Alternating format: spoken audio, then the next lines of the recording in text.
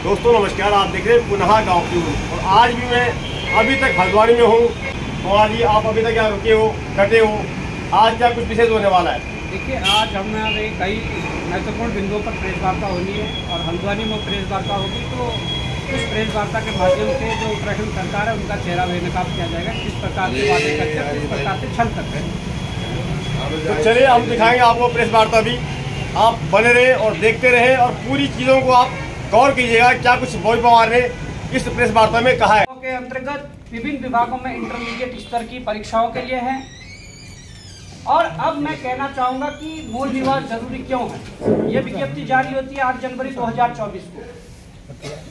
इस विज्ञप्ति में तमाम शर्तें दी जाती है। इस विज्ञप्ति के 29 पेजों के अंदर में तमाम शर्तें दी जाती है, किस प्रकार से आवेदन होंगे, क्या क्या इसमें आवेदन हेतु पात्रता होगी।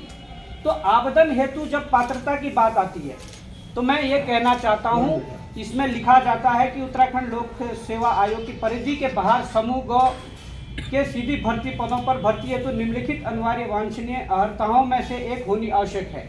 एक होनी आवश्यक है, इस बात को नोटिस करना पड़ेगा। वो क्या होना आवश्यक है? अभ्यर्थी का उत्तराखंड राज्य में स्थित किसी सेवाजन कार्यालय में आवेदन पत्र प्राप्ति की अंतिम तिथि तक पंजीकरण हुआ हो, ये शर्त है। दूसरी शर्त है, अभ्यर्थी उत्तराखंड राज्य का मूल निवासी या स्थायी निवासी प्रमाण पत्र धारक हो। ये दो शर्तें हैं। इसके अलावा जो तीसरी शर्त है, जिस शर्त ने हमारे युवाओं के साथ धोखा किया है, या हमारे उत्तराखंड के मूल निवासी जो युवा है उनके रोजगार पर डाका डालने का जो काम हमारी सरकार ने, हमारे प्रशासन ने जियो के माध्यम से किया है, जब ये जारी हुआ था तो वो बड़ा चौंकाने वाला है। अब मैं इसमें देखूंगा, मैं आपको पढ़कर बताता हूँ कि क्या है।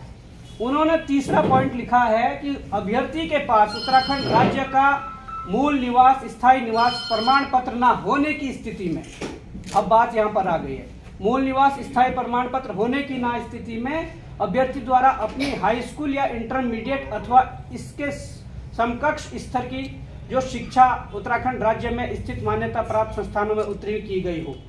यहाँ पर यह सीधी बात अब सामने आ गई है कि आपके पास मूल निवास नहीं है तब भी चलेगा, आपके पास स्थायी निवास नहीं है तब भी चलेगा, बस आपके पास हाई स्कूल और इंटर की वो मार्कशीट होनी चाहिए जो उत्तराखंड जो शिक्षा जो वो है उसमें आप उत्तीर्ण होने चाहिए। उत्तराखंड राज्य में आपको मान्यता मिलनी चाहिए हाई स्कूल और इंटर की। अब मैं ये कहना चाहता हूँ कि यहाँ के युवाओं को ये समझना पड़ेगा कि उत्तराखंड प्रदेश एजुकेशन हब है। खासकर देहरादून एक एजुकेशन हब है, हल्द्वानी और श्रीनगर जैसे शहर एजुकेशन हब है। यहाँ पर बाहरी प्रदेशों के लोग, अनेकों प्रदेशों के लोग आकर यहाँ पर शिक्षा ग्रहण कर रहे हैं। वो हाई स्कूल भी यहाँ से कर रहे हैं, वो इंटर भी यहाँ से कर रहे हैं। तो उन लोगों के लिए ये सारे रास्ते यहाँ के समूह ग और घ में खोल दिए गए हैं कि यहाँ पर ये बताया गया है कि अगर आपके पास स्थायी निवास और मूल निवास कुछ भी नहीं है फिर भी आप आवेदन कर सकते हैं। तो ये जो हमारे युवाओं के रोजगार पर कुठाराघात की जा रही है, ये बड़ा दुर्भाग्य है। तो मैं ये कहना चाहता हूँ, युवाओं को ये बात समझनी पड़ेगी कि आपके रोजगार पर कैसे कुठाराघात हो रही है। ये बड़ा विषय है, क्योंकि ये हमने नहीं लिखा और ये पता भी नहीं चला। त्रिवेंद्र रावत जी ने इस जो शर्त थी सेवाजन कार्यालय में उसे हटाया था 2019 में, और हमने लगातार 1 महीने तक आंदोलन किया था। उस आंदोलन में हमने 5 बार गिरफ्तारियां दी थी। तब जाके उन्होंने फिर से कहा था कि सेवाजन कार्यालय में जो पंजीकरण की बाध्यता वो हूबहू रहेगी, परंतु हमें ये पता नहीं लगने दिया कि उसके साथ उन्होंने क्या जोड़ दिया है। ये तब से जोड़ दिया है कि उत्तराखंड का मूल निवास और स्थायी निवास ना होने के बावजूद भी आप उसमें अप्लाई कर सकते हैं।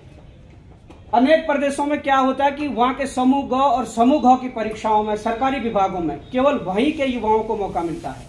वो इस आधार पर मिलता है कि वहां के अपने मूल निवास के आधार पर या कोई ऐसा वो शर्त लगाते हैं जिससे कि बाहरी प्रदेश का युवा वहां पर समूह ग और समूह घ में अप्लाई नहीं कर पाता है। पर हमारे प्रदेश में ये रास्ते खोल दिए गए हैं, ये बड़ा दुर्भाग्य है।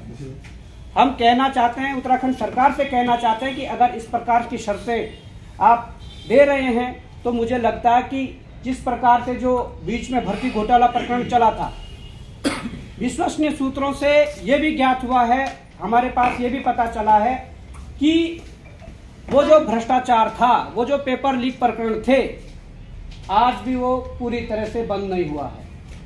हमारे सूत्रों से हमें यह ज्ञात हुआ है कि वर्तमान स्थिति में लोक सेवा आयोग हरिद्वार में भी ये खेल चल रहा है और जिस अधीनस्थ सेवा चयन आयोग में जहाँ के अध्यक्ष, सचिव, परीक्षा नियंत्रक, पूर्व अध्यक्ष, पूर्व सचिवों पर कार्रवाई हुई है, वहां पर भी इस खेल की सुगबुगाहट फिर से शुरू हो रही है।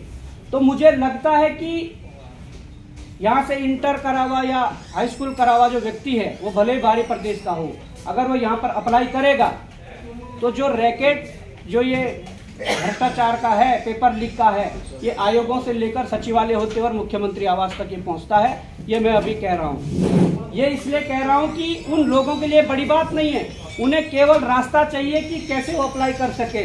उसके बाद उन्हें मतलब नहीं है कि 100 में से 80 नंबर लाए या 90 नंबर लाएं। उनके हाथ में पेपर थमा दिया जाता है। इस बात को गौर से हमारे युवाओं को समझनी पड़ेगी। इसलिए मैं कहता हूं कि इस मूल निवास का पुरजोर समर्थन करना पड़ेगा।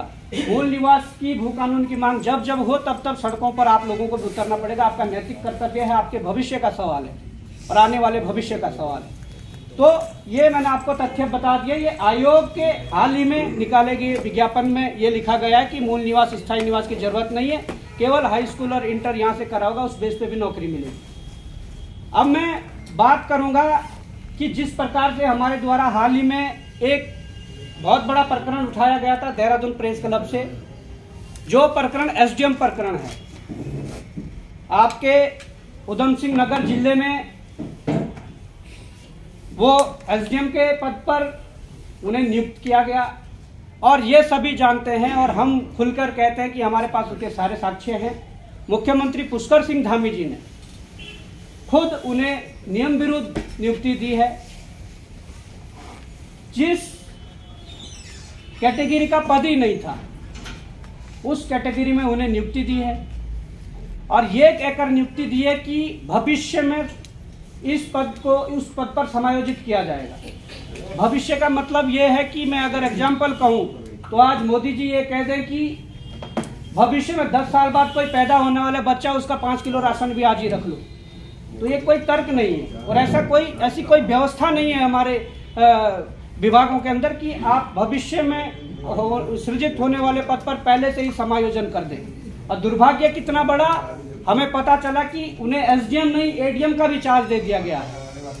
उनके बैचमेंट जो हैं, जो मेहनत से निकले हैं, जिन्होंने पूरी मेहनत की है, वो लोग तो आज एसडीएम पर ही हैं, परंतु उन्हें एडीएम का भी चार्ज दे दिया गया है। इतना बड़ा दुर्भाग्य। जब हम इस मुद्दे को उठाते हैं तो बड़ा दुख होता है कि मुख्यमंत्री पुष्कर सिंह धामी, उत्तराखंड सरकार ने आज तक उस पर कोई कार्रवाई नहीं की। अगर हम गलत हैं तो हम पर कार्रवाई कीजिए, पर अगर आपके द्वारा की गई नियुक्ति गलत है तो उस पद से एसडीएम मनीष बिष्ट को उस पद से हटाइए और उन पर जो कार्रवाई बनती है वो करिए। अभी तक कोई कार्रवाई नहीं हुई, पर मैं आप लोगों को बताना चाहता हूं उन्होंने जरूर इतने पन्नों का ये 10 करोड़ का जो नोटिस है वो मुझे थमाया है।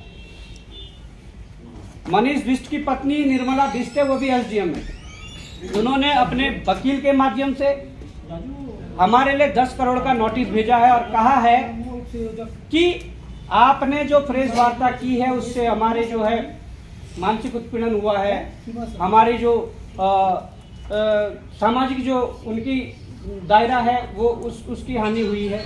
तमाम प्रकार के उन्होंने इसमें आरोप लगाए हैं और कहा है कि आप या तो हमें 10 करोड़ दीजिए या आप माफ़ी मांगिए या उसका खंडन करिए। तो मैं ये कहना चाहता हूं कि इस नोटिस भेजने की वैसे ज़रूरत नहीं थी।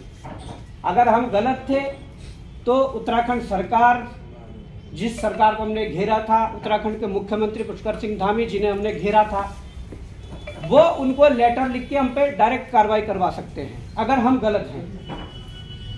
आज हो क्या रहा है कि प्रदेश के भीतर जो भी व्यक्ति, जो भी सामाजिक कार्यकर्ता सत्ता के गलत नीतियों के खिलाफ बोलेगा, जो भी मीडिया का बंधु सत्ता के गलत नीतियों के खिलाफ बोलेगा या जो मीडिया सत्ता के जो गलत नीतियां हैं उसको पब्लिक के सामने लाएगा, उनके खिलाफ इस प्रकार के षड्यंत्र करे जा रहे हैं। ये कोई पहला उदाहरण नहीं है। मुझे इससे पहले कई बार नोटिस मिले हैं। 10 करोड़ का एक बार पहले भी इससे मिला था। 50 लाख का नोटिस एक तिबोली होटल जो देहरादून में है, उनके कर्मचारी वहाँ पर शोषण होता था, उस पर भी मिला था। और इन लोगों ने एनेस्थीसिया वर्क स्टेशन मशीन जो दून मेडिकल कॉलेज देहरादून द्वारा खरीदी जा रही थी, जिन मशीनों की मार्केट वैल्यू 14-15 लाख है, उन मशीनों को 60-60 लाख रुपए में खरीदी जा रही थी। उसकी भी हमने प्रेस करी, 10 लाख का नोटिस हमें तब भी दिया था।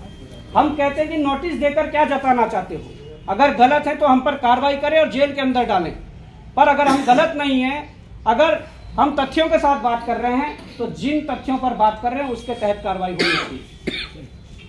मैं ये भी कहना चाहता हूं कि हाल ही में आपने पिछले बार देखा होगा बहुचर्चित अंकिता प्रकरण जो है, उस प्रकरण में क्या हो रहा है, उस प्रकरण में ये हो रहा है कि जो उस प्रकरण की जो विशेष जो अभियोजन जो अवनीश नेगी जी हैं, जो उस केस को देख रहे हैं, वो सरकार की तरफ से एक सरकारी वकील है। धामी सरकार ने कहा था कि उनके लिए जो सरकारी जो तरफ से जो पैसा दिया जाएगा या जो फीस दी जाएगी वो दी जाएगी, परंतु आज तक 1 साल से अधिक समय हो गया है, परंतु उन्हें अभी तक 1 पैसा नहीं दिया गया। उन्हें प्रताड़ित किया जा रहा है। ये अंकिता के जो माता पिता उनके आरोप हैं, उन्हें प्रताड़ित किया जाता है, उन्हें तक अभी तक कोई पैसा नहीं दिया गया है। उन पे केस से हटने के लिए दबाव बनाया जा रहा है। इतना ही नहीं, हाल ही में आशुतोष नेगी जो अंकिता प्रकरण में सबसे आगे रहते हैं, उनके पत्नी का ट्रांसफर देहरादून से पिथौरागढ़ कर दिया गया है। कोर्ट ने संज्ञान लिया, कोर्ट ने फटकार लगाई और सरकार से जवाब मांगा। भले ही वो ट्रांसफर स्टे हो गया हो, परंतु 2 दिन पहले विशेष जो अभियोजन है अवनीश नेगी जी, उनकी बहन जो डीजीपी ऑफिस में कार्यरत थी, डीजीपी ऑफिस से उन्हें सीधे उत्तरकाशी भेज दिया गया। तो मैं ये कहना चाह रहा हूं, मेरा कहने का मतलब ये है कि सरकार के खिलाफ, सत्ता के खिलाफ अगर कोई भी बोलेगा, वो कोई सामाजिक कार्यकर्ता हो या राजनेता हो या मीडिया बंधु हो, कोई भी हो, उनके खिलाफ अगर इस प्रकार के षड्यंत्र किए जाएंगे तो मुझे लगता है कि ये प्रदेश के लिए ठीक नहीं है, ये प्रदेश के भविष्य के लिए भी ठीक नहीं है। क्योंकि इस प्रकार से जो कानून जो कहते हैं कि सबके लिए बराबर है, तो ये तो साफ साफ सीधी चीजें दिख रही है कि कानून सबके लिए बराबर है या नहीं है। इस प्रकार की जो ये चीजें चल रही है, तो मुझे लगता है कि हम सभी लोगों को इन बिंदुओं पर खासकर ध्यान देना चाहिए कि प्रदेश सरकार के लिए जिस प्रकार से हम जो साक्ष्यों के साथ जो मुद्दे उठा रहे हैं, उन मुद्दों पर कार्रवाई होने के बजाय उनके ऊपर कार्रवाई की जा रही है जो उन मुद्दों को उठा रहा है। बीच में आपने देखा होगा कि जब बागेश्वर में उपचुनाव थे, उस उपचुनाव में क्या घटनाएं हुई, वो सारी चीजें आप सबके सामने हैं। जिस वजह से वो घटना हुई, उस घटनाक्रम पर मैं आऊंगा। हम इसलिए गए थे कि वहीं जिन्होंने चुनाव लड़ा, उनकी जो सुपुत्री है वो 13 नंबर पर डॉक्टर बनी है। विभाग मुख्यमंत्री पुष्कर सिंह धामी का खुद का है, और मैं ये कहना चाहता हूं कि विभाग अगर खुद का है तो क्यों उस विभाग की जांच नहीं करवा रहे हैं। जांच अगर करवा रहे हैं तो क्यों विभागीय जांच करवा रहे हैं। आप जहां पर हमेशा एसटीएफ एसआईटी को सारी जांचें दे देते हैं, वहां अपने विभाग की जांच को क्यों विभागीय जांच के रूप में किया जा रहा है। उसमें बहुत सी चीजें हैं, क्योंकि वो चीजें उस समय नहीं मिल पाई थी। अब जब आरटीआई में उन्होंने जवाब देने से मना कर दिया, तो जब अपील में लोग गए, जब अभी 5-7 दिन पहले उसका जवाब आया, तो उसमें उन्होंने लिखा कि जो प्रक्रिया है, जो स्क्रीनिंग परीक्षा में 3 गुना लेने की जो प्रक्रिया है, हमने उसको फॉलो किया है और उन्होंने आरटीआई में उसका पूरा डाटा दिया है। पर जो रिजल्ट में डेटा है वो अलग है, क्योंकि वहां पर 3 गुना नहीं लिए गए हैं। तो मैं ये कहना चाहता हूं, मुख्यमंत्री पुष्कर सिंह धामी जी, जिस प्रकार से ये चीजें चल रही है, जिस प्रकार से चीजें सामने आ रही है, तो प्रदेश की जनता को आप तब पसंद आओगे या प्रदेश की जनता आपको तब स्वीकार करेगी कि आप उन लोगों पर कार्रवाई करें। हमने लगातार आवाज उठाई और लगातार आवाज उठा रहे हैं। हमारे खिलाफ चल अचल संपत्ति की जांच उठा दी। जब हमें पता चला, तो हमने जब लेटर देखा, तो लेटर में लिखा गया था कि हमारे उच्च अधिकारियों द्वारा बॉबी पंवार के अवैध रूप से बड़ी चल अचल संपत्ति की का डेटा मांगा गया है, आप उपलब्ध करवाएं। वो तमाम विभागों को उन्होंने वो लेटर भेजे हैं, चाहे राजस्व विभाग को हो, आरटीओ को हो या बैंकों को हो। और इस चक्कर में हमारा एक खाता भी सीज कर दिया गया। जिस खाते को सीज किया गया था उसमें 2 साल से 1000 रुपए पड़े हुए हैं। अब मैं ये कहना चाहता हूं, वो तो हमने डिसीजन लिया कि अगर इस खाते को होल्ड करके हम पे चल अचल संपत्ति की जांच चलाई, तो उस खाते का सारा पैसा प्रधानमंत्री राहत कोष में हम देंगे। साथ में चिट्ठी भी लिखेंगे कि किस प्रकार से उत्तराखंड में भ्रष्टाचार व्यापक रूप में चल रहा है। कमीशनखोरी इतनी हावी है कि कोई भी टेंडर, कोई भी ठेका छूटता है तो पहले मंत्री जी को 15 या 20% देना पड़ता है, विभाग की तो अलग बात है। तमाम इन चीज़ों को देखते हुए और जो भर्ती प्रक्रिया को लेकर जो लड़ाई शुरू हुई है, वर्तमान समय में कई लोगों को लगता है कि अधीनस्थ सेवा चयन आयोग में अब सब ठीक चल रहा है, परंतु जिस प्रकार से कल यहाँ के युवा हमें आकर मिले, कुमाऊं मंडल से, अल्मोड़ा से आए युवा, चंपावत से आए युवा, उन लोगों ने जब ये चीज़ें दिखाई कि अनुदेशक जो भर्ती चल रही है, कर्मशाला अनुदेशक भर्ती चल रही है, उसमें युवाओं द्वारा कुछ डेटा अधीनस्थ सेवा चयन आयोग के अध्यक्ष मार्तुलिया जी को दिया था, परंतु उन्होंने अभी तक इस पर कोई कार्रवाई नहीं करी। और ऊपर से उनके जो कथन हैं, जो अभ्यर्थियों द्वारा बताया गया, उन्होंने कहा कि भाई इसमें हम इतने बार जांच नहीं कर पाएंगे। तो आप इतने बार अगर जांच नहीं कर पाएंगे तो आपने ये आश्वासन उस समय क्यों दिया कि हम खुद जांच करेंगे? वो अगर विवादित आरएमएस कंपनी ने उस भर्ती को करवाया था, जिस कंपनी का मालिक आज शुद्धवाला जेल के अंदर है, तो उसके साथ जिन भर्तियों का निरस्त किया था उसके साथ निरस्त कर देनी चाहिए थी। आपने खुद जिम्मेदारी ली कि इसकी हम जांच करेंगे, परंतु आज वो कह रहे हैं कि इसकी कोई जांच की जरूरत नहीं है, अब जो जांच होनी थी हो गई, और जो संतुष्ट नहीं है वो कोर्ट चले जाएं। तो यहाँ का गरीब विद्यार्थी हमेशा कोर्ट नहीं जा सकता।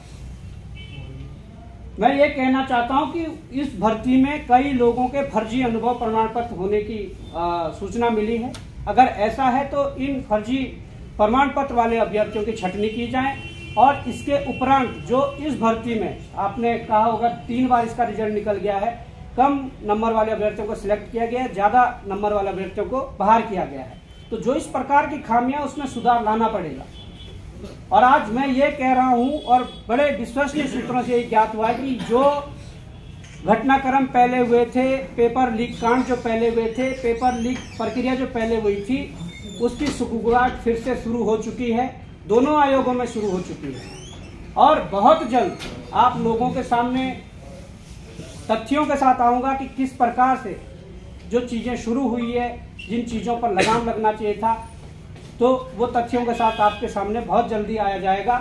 तमाम प्रकार की ये जो चीजें थी वो मैंने आपके सामने इसलिए रखी, और खासकर मूल निवास की अगर बात करें तो आज तक तो ये देखा जाता था कि डॉक्यूमेंटेशन नहीं था, पर अब आयोगों की जो आधिकारिक विज्ञप्ति है, उस विज्ञप्ति में लिखा जा रहा है कि अगर आपके पास स्थायी और मूल निवास भी नहीं है तब भी चलेगा, पर आप अप्लाई करिए।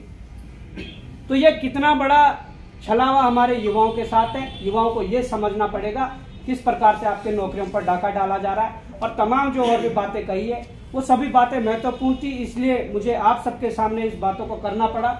और इन बिंदुओं पर जरूर विचार विमर्श होना चाहिए, और जरूर सरकार को इस ओर ध्यान देना चाहिए। और अगर ऐसा नहीं होता है तो लड़ाई तो जारी है ही, तो हम भी इस लड़ाई को और बृहद रूप देकर प्रदेश व्यापी लड़ाई बनाकर हम इसको आगे लड़ेंगे। और भाई 2 रैली हो गई, पहली देहरादून हो गई, दूसरी हल्द्वानी में, अब नेक्स्ट रणनीति आपकी क्या है? देखिए सर, रणनीति साफ है। हम अभी भी 1 साल होने को है, 9 फरवरी को 1 साल एकता विहार धरना स्थल पर हो जाएगा। हम संघर्षरत हैं और हम एक ही मांग कर रहे हैं कि अगर सरकार पारदर्शी है, अगर सरकार जीरो टॉलरेंस है, जिसके कि वो नारे भी लगाते हैं, तो उत्तराखंड सरकार भर्ती घोटालों की सीबीआई जांच करें। और कई बार आरोप लगते हैं कि आप विशेष दल के लिए काम कर रहे हो, आप कुछ एजेंट के रूप में काम कर रहे हो। तो मैं तो कहता हूं कि 2015 जो दरोगा भर्ती है, बहुचर्चित दरोगा भर्ती है, वो कांग्रेस के टाइम पर हुई थी। तो मुझे लगता है कि शुरुआत वहां से करनी चाहिए। उस दरोगा भर्ती की जांच करिए। अगर उस समय सत्ता दल पक्ष जो कांग्रेस थी, उनके भी नेता अगर संलिप्त हैं, उनको भी आप सजा दिलवाइए।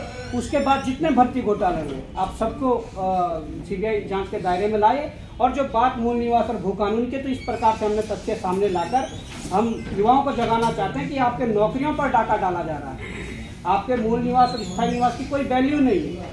और ये भी कहना चाहते हैं कि उत्तराखंड के समूह ग और घ की जो परीक्षाएं हैं, केवल और केवल उसमें स्थायी निवास को भी हटाकर केवल और केवल मूल निवास के आधार पर वहां पर नौकरियां दी जाए।